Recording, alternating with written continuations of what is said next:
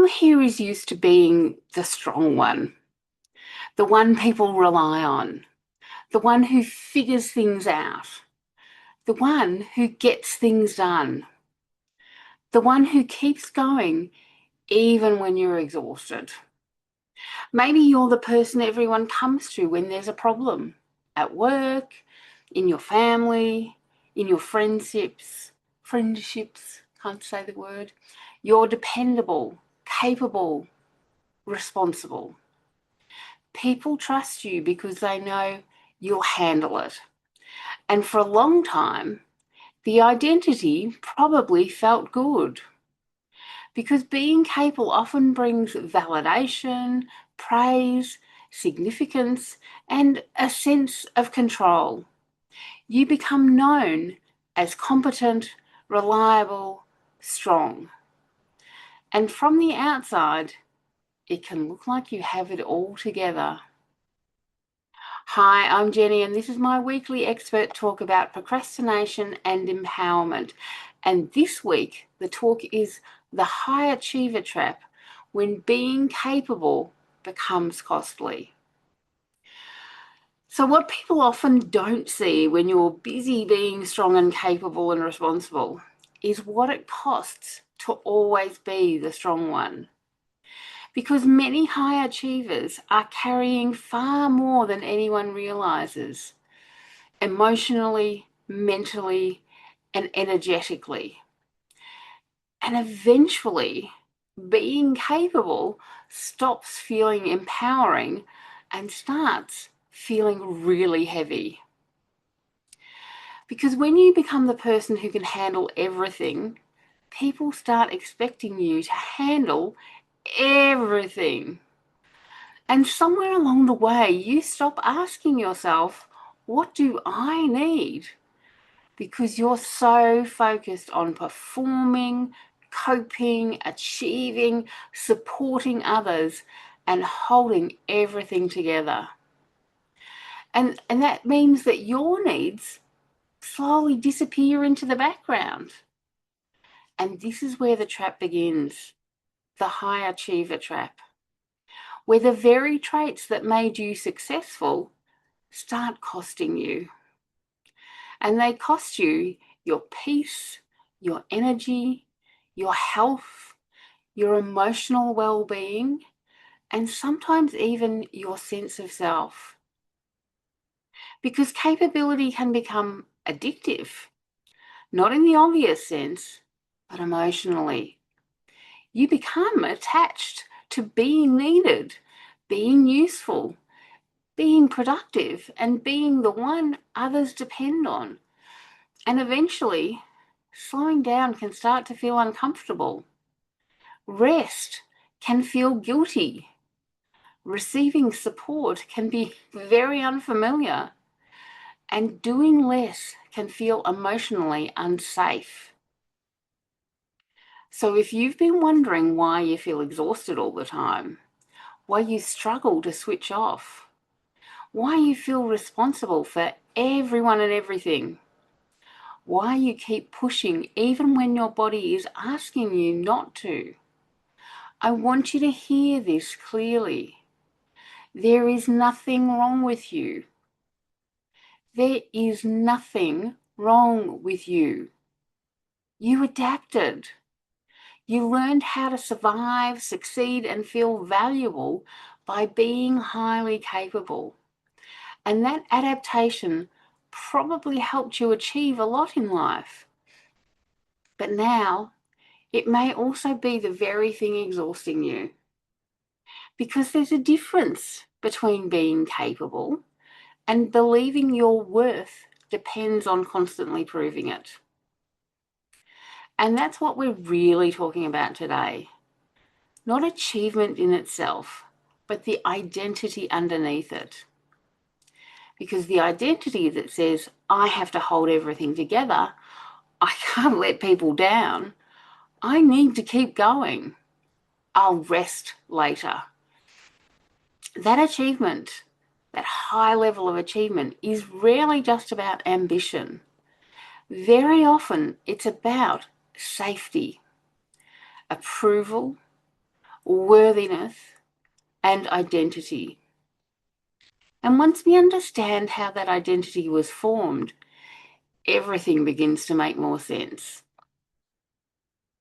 Because nobody wakes up one day and randomly decides, I'm going to tie my worth to productivity and overfunctioning.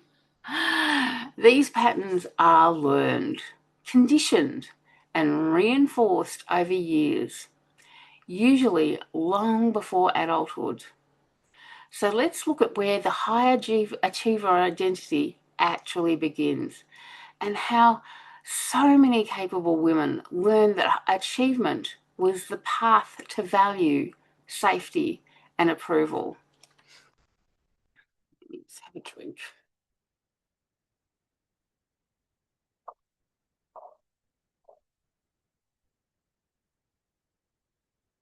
So let's talk about where this identity actually begins. Because most high achievers don't consciously decide that I'm going to build my entire sense of worth around being productive. That pattern is usually formed slowly over time through experiences that taught you something very important about who you needed to be in order to feel valued, safe, accepted, loved, and significant. And for many people, those lessons begin very early. Maybe you were praised for being mature, being responsible, doing well at school, helping others, staying strong, not causing problems. Maybe you became the reliable one, the independent one, the helper, the achiever, the emotionally self-sufficient one. And somewhere along the way, your subconscious started connecting achievement with identity. Not just, I did something well, but this is who I need to be. For many high achievers, achievement became more than success. It became emotional safety. Because when you achieved, you were praised, you were noticed, you were validated, appreciated, or left alone emotionally. So your subconscious learned, if I perform well, I'll be okay. And over time, that becomes deeply wired into how you operate. You stop seeing achievement as something you do and start experiencing it as something tied to your value. So you become known as competent, dependable, responsible, and high functioning. People trust you, rely on you, and come to you for support. And while that can feel rewarding, it also creates pressure. Because once you become the capable one, you can start feeling like you're not allowed to fall apart. You're not allowed to struggle. You're not allowed to need too much. And you are definitely not allowed to slow down. Because your identity becomes built around coping. And this is important to understand. For many people, high achievement began as adaptation before it became ambition.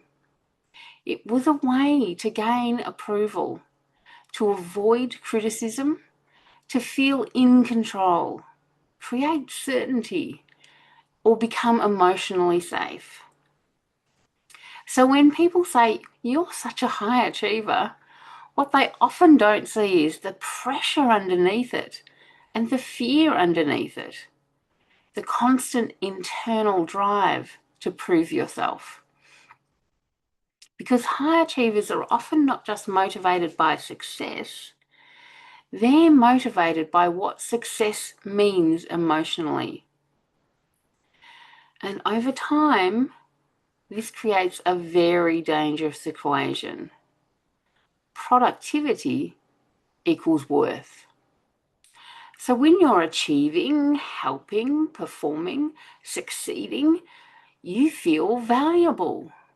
But when you rest, slow down, say no, struggle, or stop producing, you start feeling guilty, anxious, lazy, uncomfortable, or even ashamed.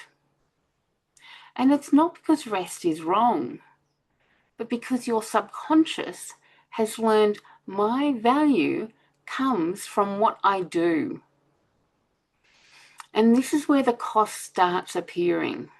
Because when your identity is built around achievement, capability, and over-functioning, you often become disconnected from yourself. Your needs become secondary.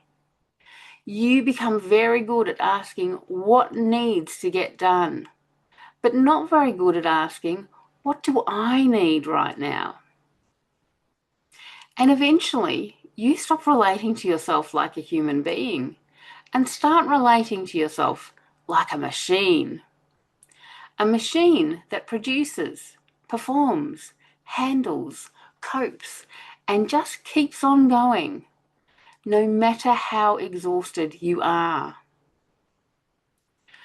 So if you've spent years feeling like your worth is tied to being useful, being productive, being needed, and being capable, please, please hear this.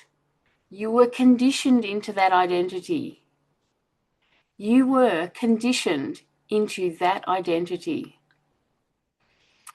And while that identity may have helped you survive and even succeed to some extent, it may also be the very thing preventing you from feeling rested, supported, emotionally safe, and fully yourself now.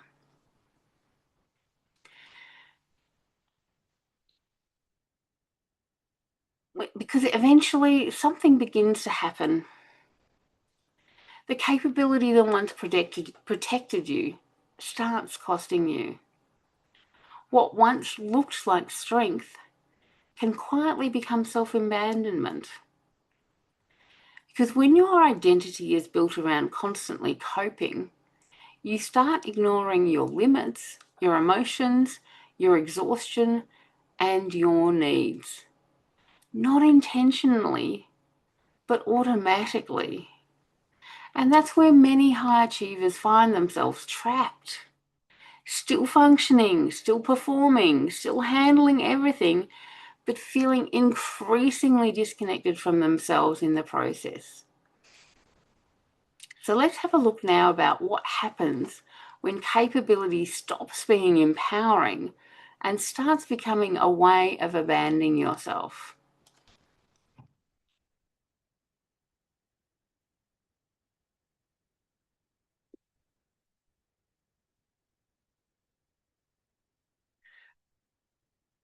So let's look at what happens over time when being capable becomes more than a strength, and when it becomes an identity. Because at first, capability often feels empowering. You're the person who gets things done, handles pressure, solves problems, and supports everyone else. And people admire that. They trust you, depend on you, and they need you. But slowly, without even realizing it, you can start building your life around everyone else's needs instead of your own. And this is where capability starts turning into self-abandonment. Not dramatically, and not all at once. Quietly, automatically.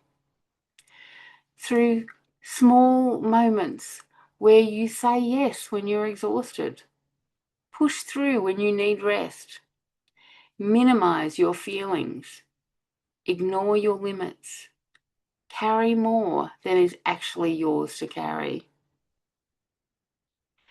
Because somewhere inside you've learned, I can handle it. And eventually that becomes, I should handle it. Many high achievers become what I call overfunctioners.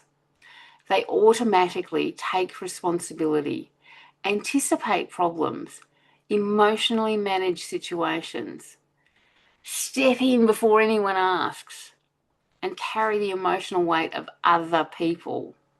Not because anyone explicitly demanded it, although you may also have people explicitly demanding it, but because your subconscious has learned this is who I need to be. This is who I need to be. So even when you're overwhelmed, you keep going. Even when you're drowning, you say, I'm fine. Even when you desperately need support, you struggle to ask for it because your identity has become tied to being strong, being dependable, and being the one who copes, and particularly the one who copes without assistance. And this is the part people don't see, the emotional cost. Because constantly being the strong one often means suppressing your emotions, disconnecting from your needs, ignoring exhaustion, and carrying pressure silently. You become so focused on functioning that you stop noticing how much you're hurting underneath. And eventually, you can start feeling emotionally numb, resentful, disconnected, invisible, and deeply exhausted. And it's not because you're weak, but because no human being is designed to carry everything indefinitely. So now I want to look at when being needed replaces being nourished. And this is a really important distinction. Many high achievers become deeply accustomed to being needed. They're needed at work, they're needed in relationships, they're needed by family, they're needed by everyone. And being needed can feel emotionally rewarding because it gives you purpose, significance, identity, and validation. But being needed is not the same as being nourished because often the people who support everyone else the most receive the least support themselves. And after a while, you can start feeling emotionally empty, like you're constantly pouring out without being replenished. And one of the reasons this pattern is so hard to break is because slowing down can feel emotionally unsafe. If your identity is built around coping, helping, achieving, and holding things together, then resting can actually trigger guilt. Asking for help can feel so uncomfortable. Saying, I can't do this right now, can feel terrifying because underneath that, there's often fear. Fear that people will be disappointed, that you'll lose value, you'll seem weak, you'll let everyone down. So instead, you keep carrying more, even when it's costing you your peace, your energy, your health, and your emotional well-being. Being capable is not the problem. The problem is believing your worth depends on constantly proving your capability. Let me say that again. The problem is believing your worth depends on constantly proving your capability. Because when your identity becomes, I must always cope, you stop relating to yourself with compassion. You start treating yourself like a machine, a resource, a problem solver, instead of a human being with limits, emotions, needs, and capacity that matters too. So I want you to ask yourself something honestly.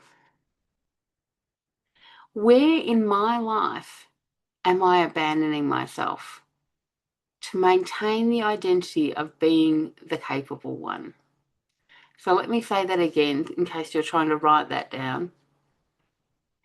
Where in my life am I abandoning myself to maintain the identity of being the capable one.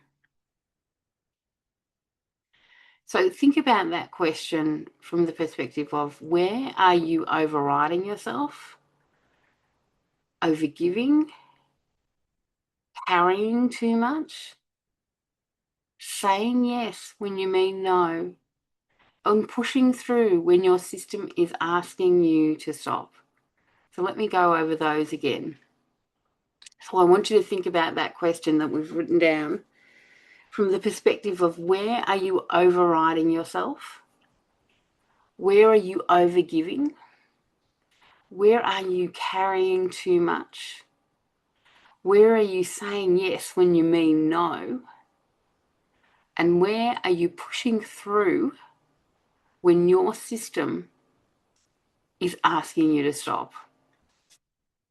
So if you want to pause the recording now and have a think about that question, but set a timer and don't stay off the recording for more than 5 minutes.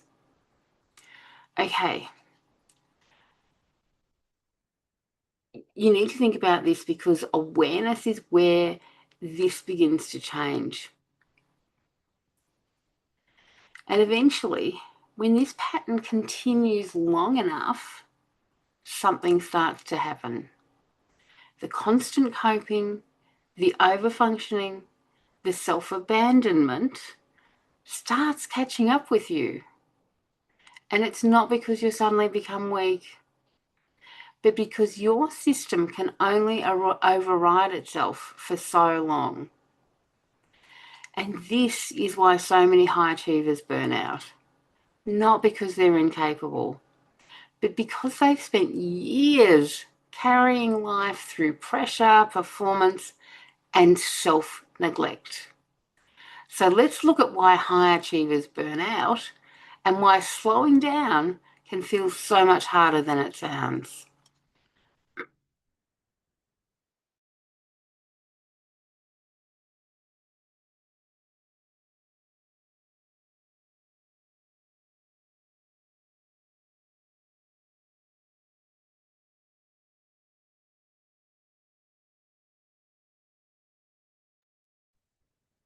So now we start to understand something important. Burnout is rarely caused by one busy week or one stressful season. Burnout is usually the result of a pattern, a long-term pattern of pushing, performing, coping, overfunctioning, and overriding yourself. Until eventually your system says, we cannot keep doing this. And this is why high achievers burn out so often.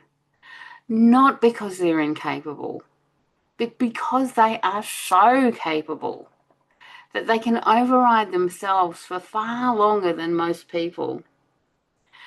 They can keep functioning while exhausted. They keep achieving while emotionally depleted. Keep helping while silently drowning. And because they're still functioning, nobody realizes how much they're carrying. Sometimes not even themselves. One of the biggest misconceptions about burnout is that it's simply exhaustion. But burnout is deeper than being tired. Burnout is your subconscious signaling this way of living is no longer sustainable, because your system was never designed to constantly operate under pressure, to suppress emotions indefinitely, to ignore limits forever, and to live in permanent over-responsibility. Eventually, something has to give. And when your subconscious perceives chronic stress, emotional overload, relentless pressure, lack of recovery, or ongoing self-neglect, it starts withdrawing energy, not to punish you, but to protect you. And burnout doesn't always look dramatic. Sometimes it looks like procrastination, emotional numbness, brain fog, lack of motivation, resentment, and exhaustion you can't seem to recover from.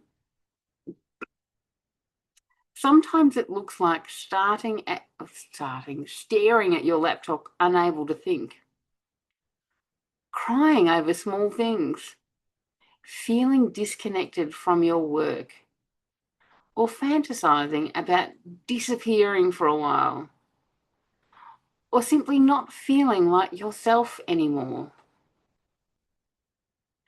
And many high achievers respond to this by thinking, I need to push harder. I need to get myself together. I'm falling behind. But burnout is not usually solved by more pressure, because pressure is often what created it. And this is the part many people don't understand.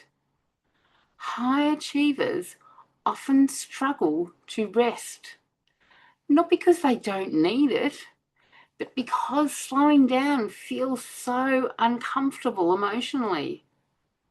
If your identity has been built around productivity, youthfulness, achievement, being needed, and holding everything together, then rest can actually feel unsafe. Because when you stop producing, a deeper question starts surfacing. Who am I if I'm not achieving? And quite frankly, that can feel terrifying. So even when your body is exhausted, your subconscious keeps pushing, because achievement has become emotionally tied to worth, safety, identity, and significance. Many high achievers become unconsciously addicted to productivity. Yes, there are whole, like you think of, not productivity, you think of addiction as being something like smoking or chocolate or drugs, those are the things you think of when you're thinking about addiction. But addiction can be to anything. Like obviously these days you can be addicted to social media, but you can also be addicted to avoidance, and you can be addicted, in this case, to productivity. And it's not because you love being exhausted, because nobody loves being exhausted, but because achievement temporarily relieves deeper emotional discomfort.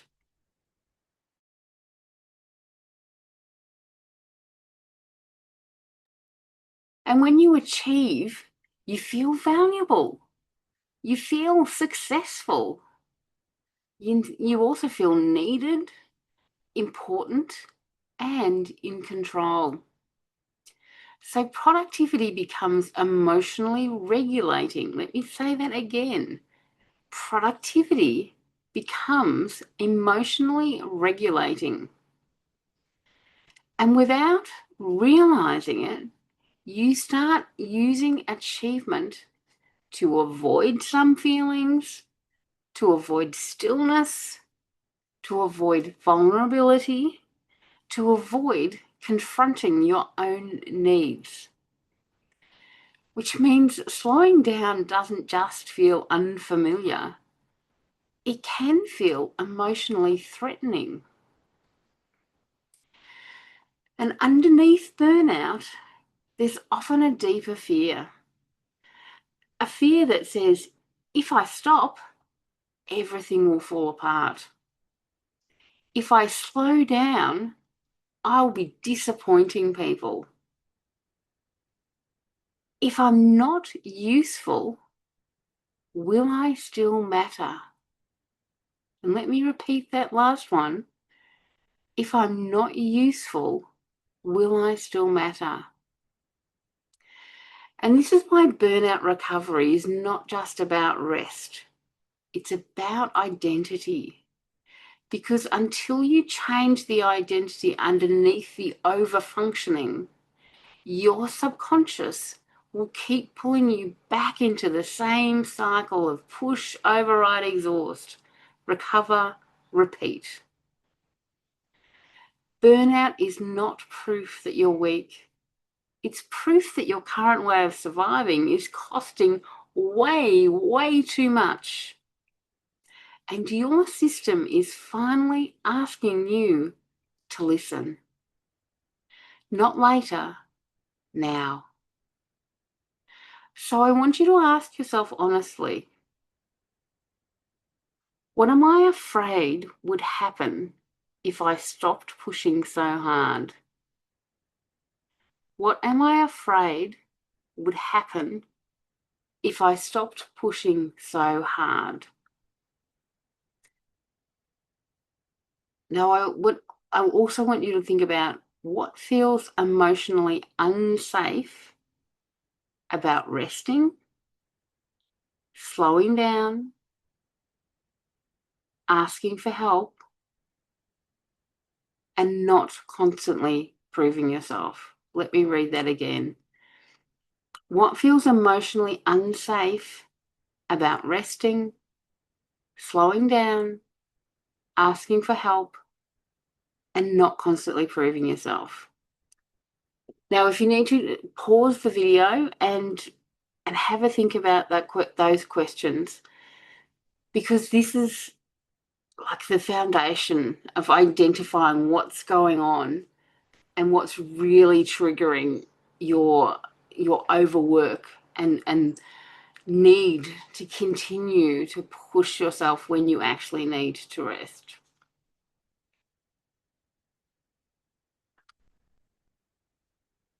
So often the exhaustion is not just physical, it's emotional and identity level and subconscious.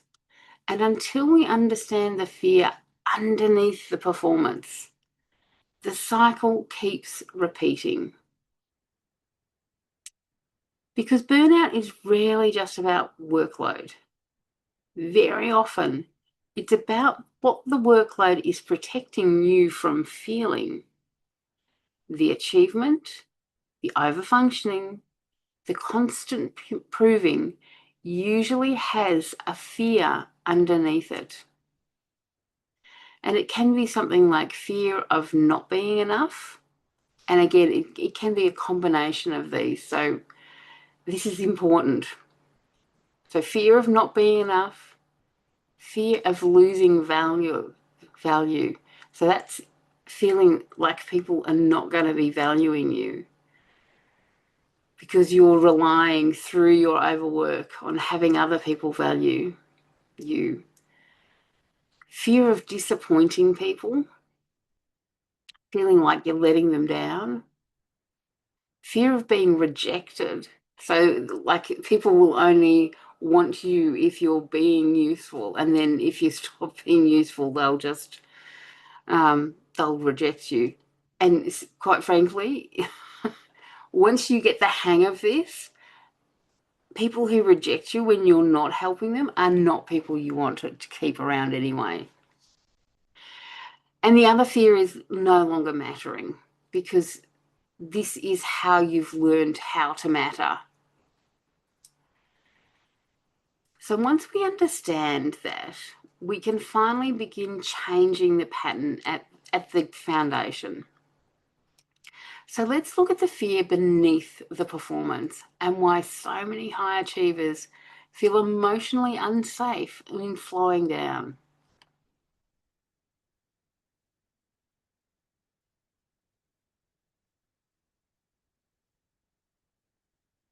So now we come to the part that most people never really talk about or never really think about.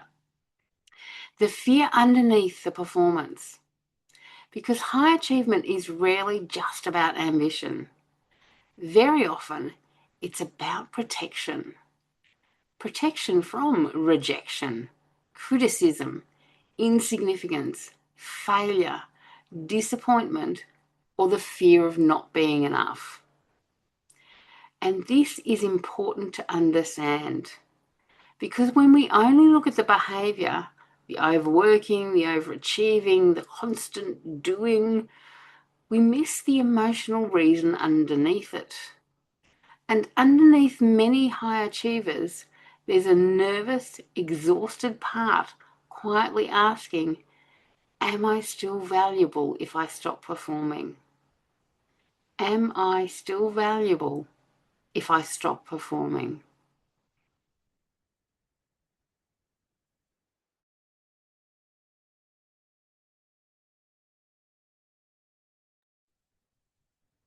So let's look at the fear of not being enough. This is one of the deepest fears underneath high achievement. The fear that who you are is not enough. So you compensate through doing more, achieving more, carrying more, proving more. Because achievement temporarily quiets the insecurity. When you succeed, you feel valuable. When you achieve, you feel worthy. When people need you, you feel significant.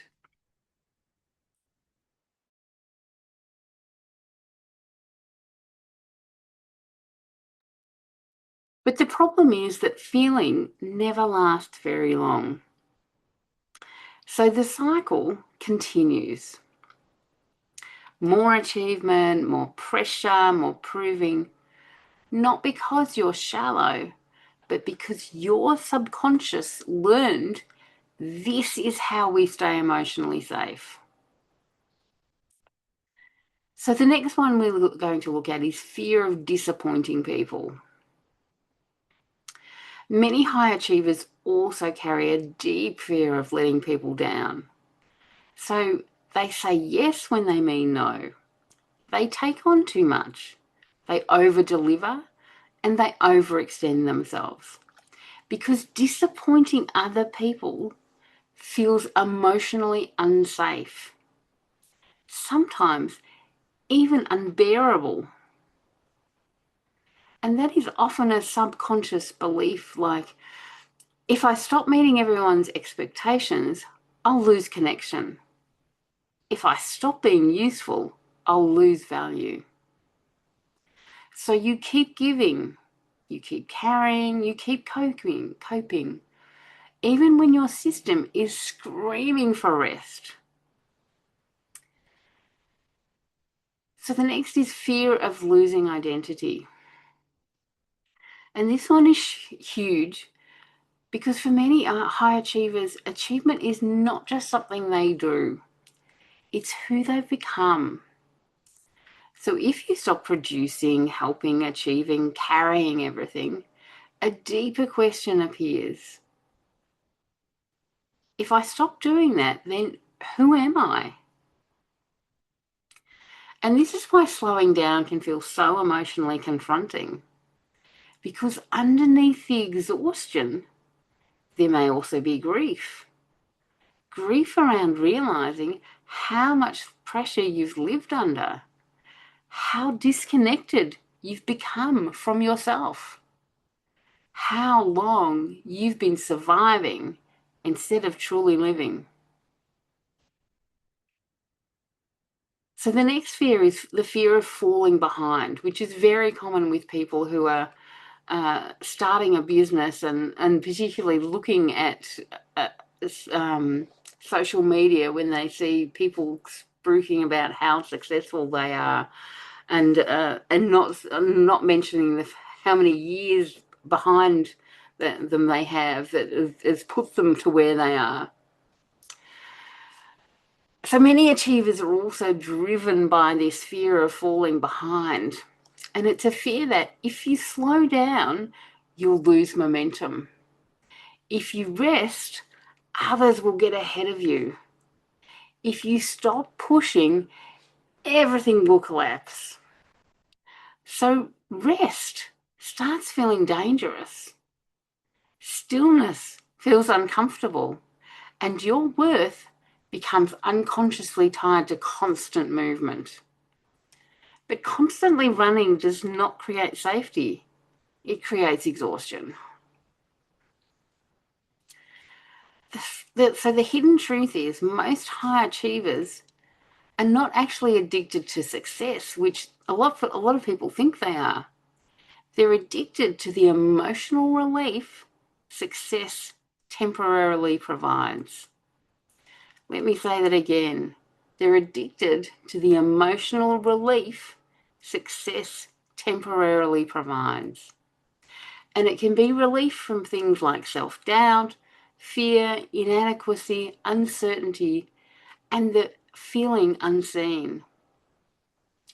But no amount of achievement can permanently heal an identity built on proving, because eventually the body keeps the score. The subconscious keeps signaling, and burnout becomes unavoidable.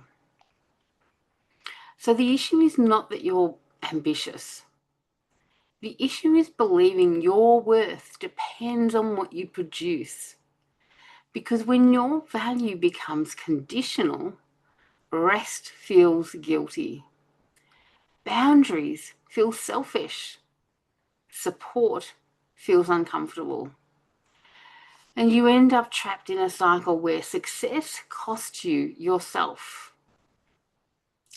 So I want you to ask yourself honestly, what am I trying to earn through achievement? What am I trying to earn through achievement? And some suggestions of what it might be is approval, safety, worthiness, love, or significance. And it can be any one of these, or it can be a mixture of these. And there might be different situations that have each of these being, being you trying to achieve them. So what would happen if you no longer had to prove your value through exhaustion? Because this is where real healing begins. Not when you become less capable, but when you stop believing your capability is the reason you deserve love, rest, support, and care. And once you start seeing these patterns clearly, something powerful becomes possible. You begin realizing much success was never supposed to cost this much. Or maybe success was never supposed to cost this much. Maybe achievement does not need to require exhaustion, overfunctioning, emotional suppression, and self-sacrifice. Maybe there's another way to succeed. A way where ambition and peace can coexist. Where success and well-being can coexist. Where achievement and self-respect can coexist. Because real success is not just about what you build, it's about whether you get to remain connected to yourself while building it. So let's look at how to redefine success without abandoning yourself in the process.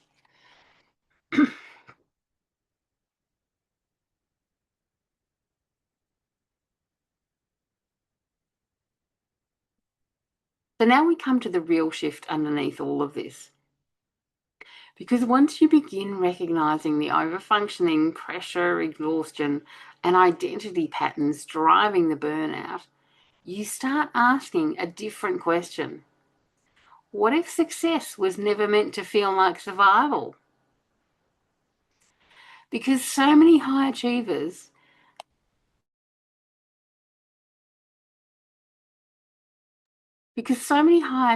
have unconsciously built a definition of success that requires self-sacrifice, exhaustion, emotional suppression, constant proving, and endless productivity. And eventually you reach a point where you realize, I can't keep achieving at the cost of myself. But what's the point of success if you're too exhausted to enjoy your life? What's the point of achievement if you feel disconnected from yourself in the process? And this is where success needs to be redefined.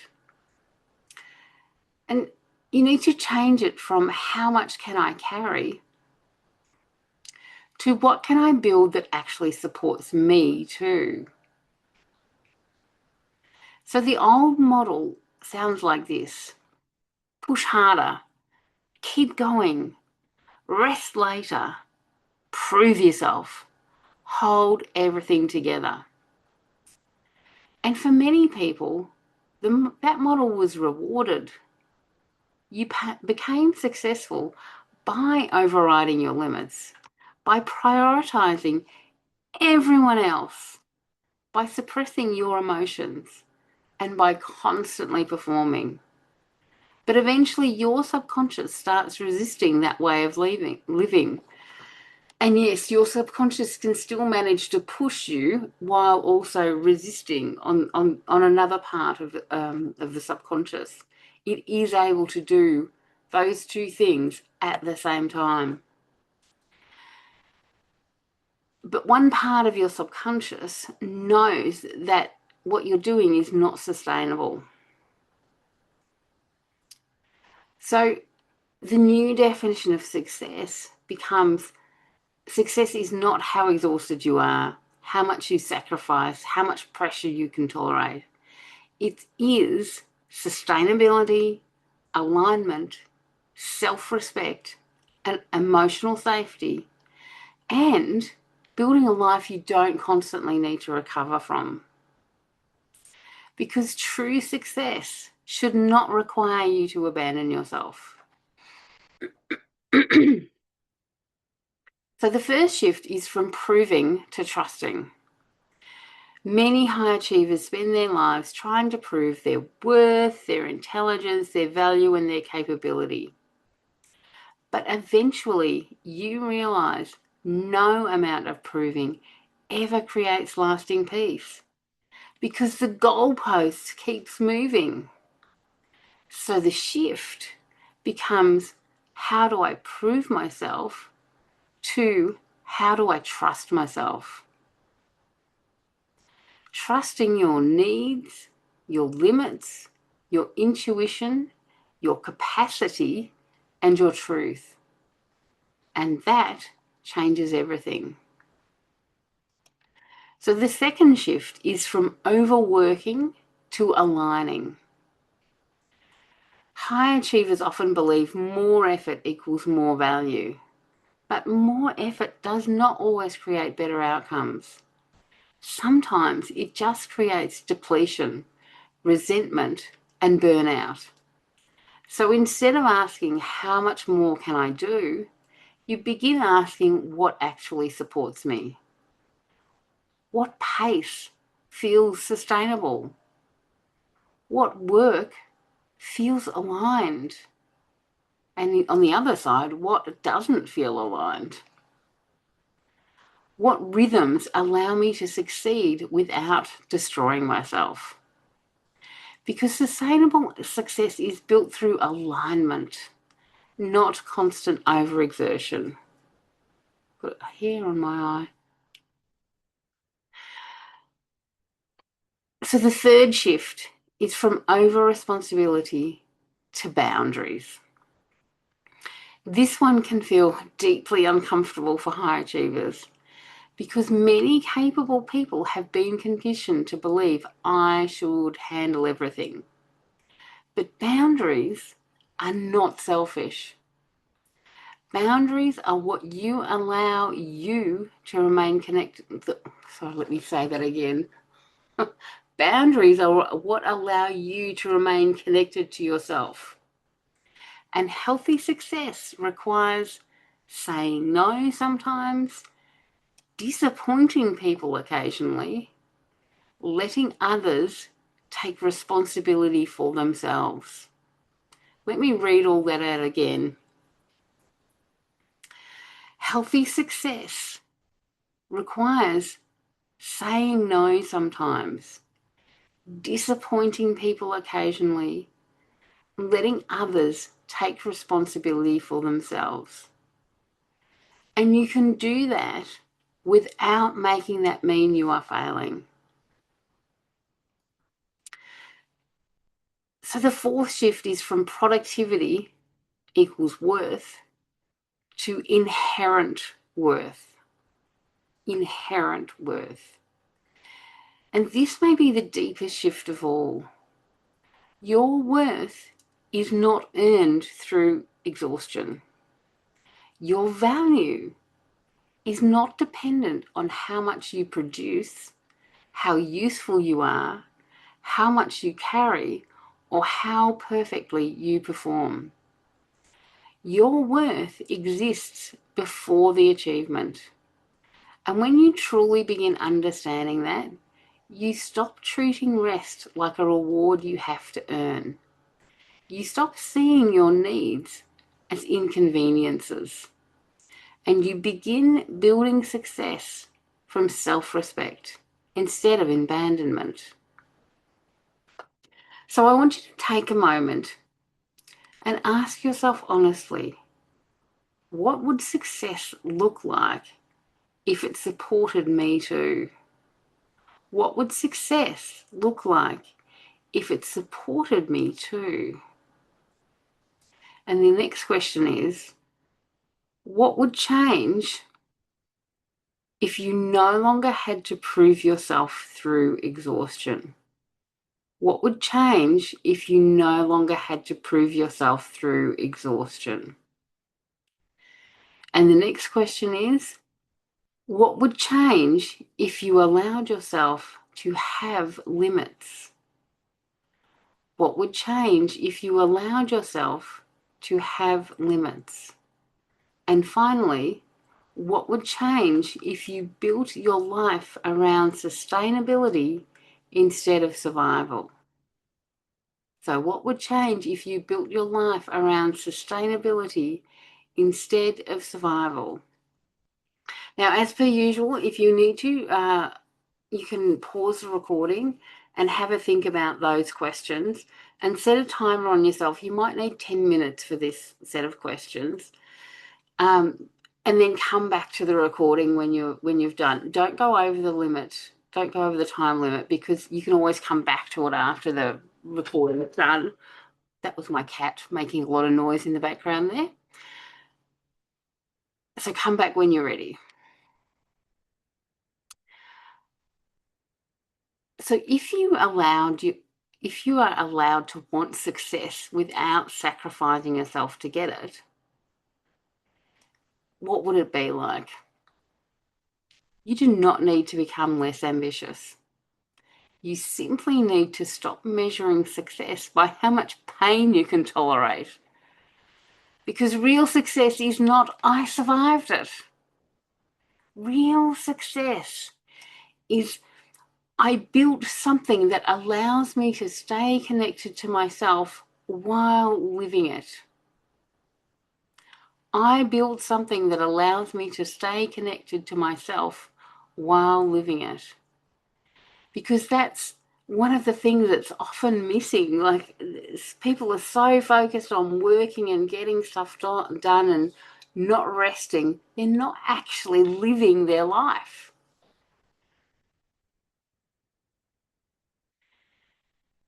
Let me just have another drink.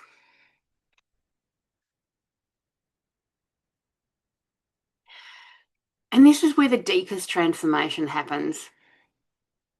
Because this conversation was never really just about burnout or productivity or achievement. It was about identity. The identity of the strong one, the capable one, the one who carries everything. And what becomes possible when you finally stop believing your worth depends on constantly proving yourself. Because then you're allowed to be supported, rested, successful, ambitious, and deeply human at the same time. So let's bring this all together and talk about the identity shift that changes everything. So before we finish today, I want you to take a moment and just notice what's been coming up for you.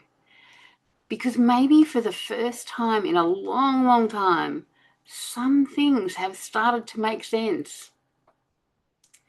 Why you're exhausted. Why slowing down feels uncomfortable. Why you keep pushing yourself beyond your limits. Why rest feels guilty. Why success can feel heavy instead of fulfilling. And maybe you've now realised something important today.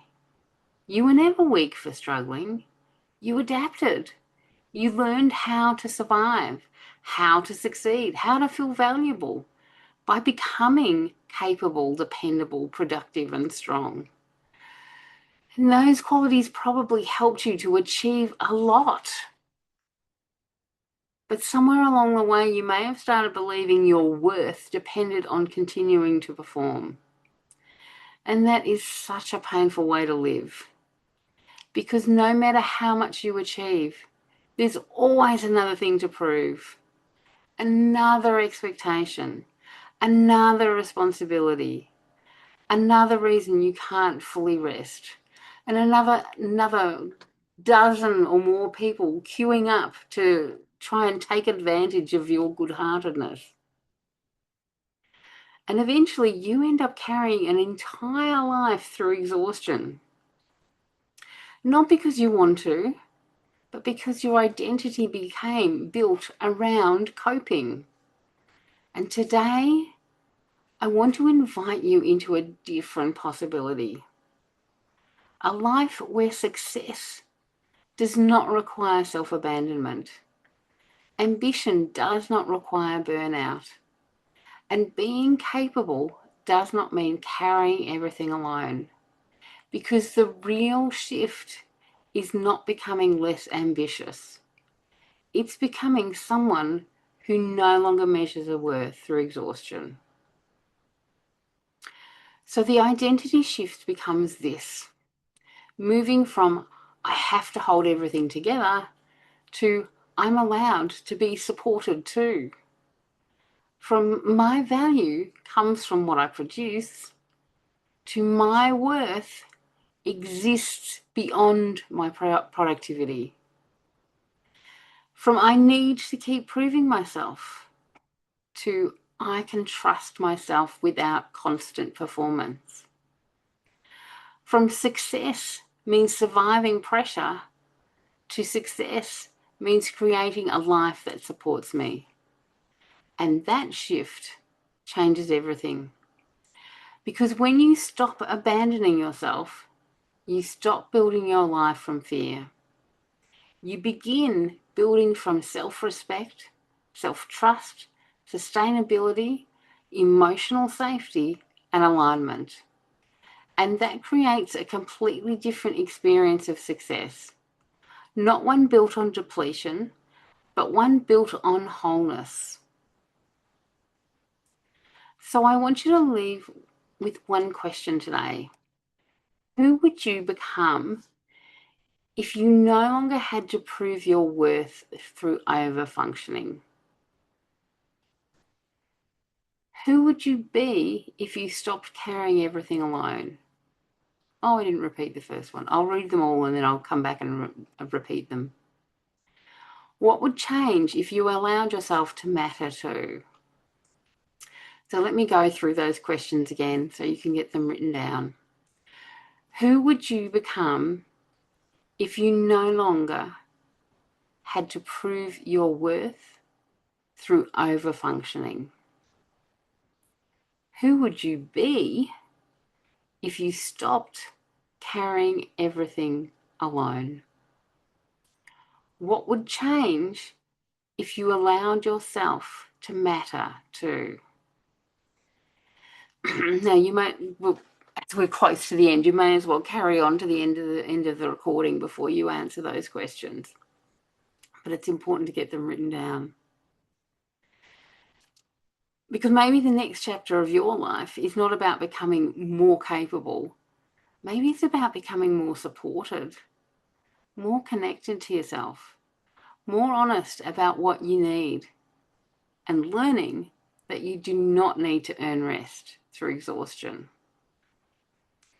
And if you're listening to this today and something inside you is thinking, I don't want to keep living this way, I'm tired of carrying everything, I want success that actually feels sustainable. That's exactly the work I do. I help high achieving women break the patterns of overfunctioning, burnout, self abandonment, and identity based pressure so they can build lives and businesses that support them too. Not through more pushing, not through more pressure, but through understanding the subconscious patterns underneath the exhaustion, rebuilding self trust, and creating success in a way that feels emotionally sustainable. So, if today resonated with you, I'd love you to invite you into either individual coaching with my Courageous Pathway, or very soon I will be releasing a beta version of the online course, The Courageous Pathway. Something to think about there.